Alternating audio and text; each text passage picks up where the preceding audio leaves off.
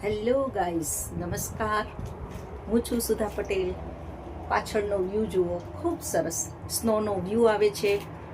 આપણે ઇન્ડિયાથી આવી ગયા છીએ કેનેડામાં, મારા ડોટરના ઘરે.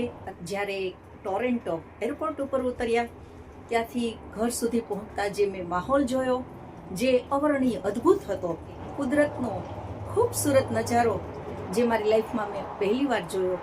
તો આ વિડીયો આપણે સ્ટાર્ટ કરીએ.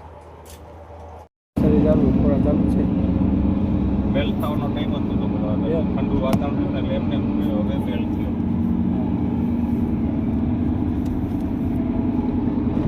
આ ગાડીઓ કાઢવી તકલીફ પડે આપણે. આ ગાડી કાઢવી તકલીફ પડે. ના સાફ કરવો પડે ને આપણે સવારનો બોરમાં તો હમણાં થોડાક ખુલ્લી બજાવ એટલે આ બાજુ નથી થઈ ગયેલું એમ ગાડી મોટું બધું બરોબર છે. બાઇક છે લેક છે ને થઈ જ ગયું છે. આવતી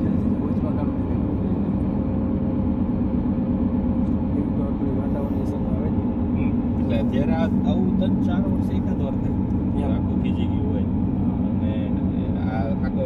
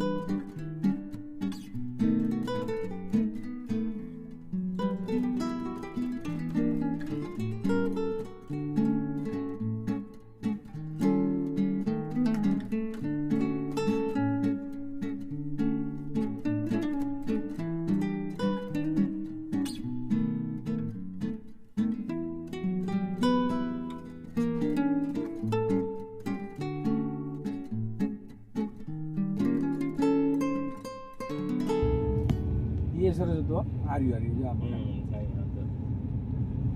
આવી રહી ખોટી વાળો હતું બધું સરસ હતું મકાન.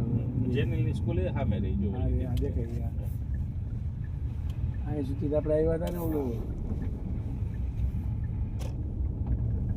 અહીંયા ધ્યાન રાખવું પડે હાલવામાં.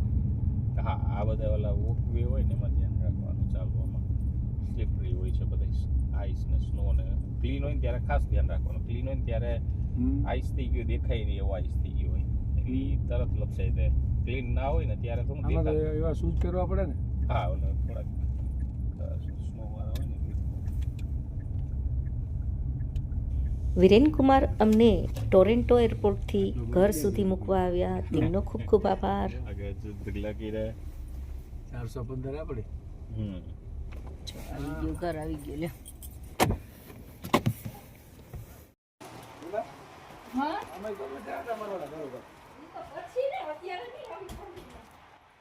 ઠંડીમાં કોઈ નહીં નીકળવા દે, નહીં રુચિ? ઠંડીમાં વાંધો હજી વાંધો નથી સ્નો પડ્યો છે ને એટલે ઠંડી નથી લાગતી પછી લાગશે.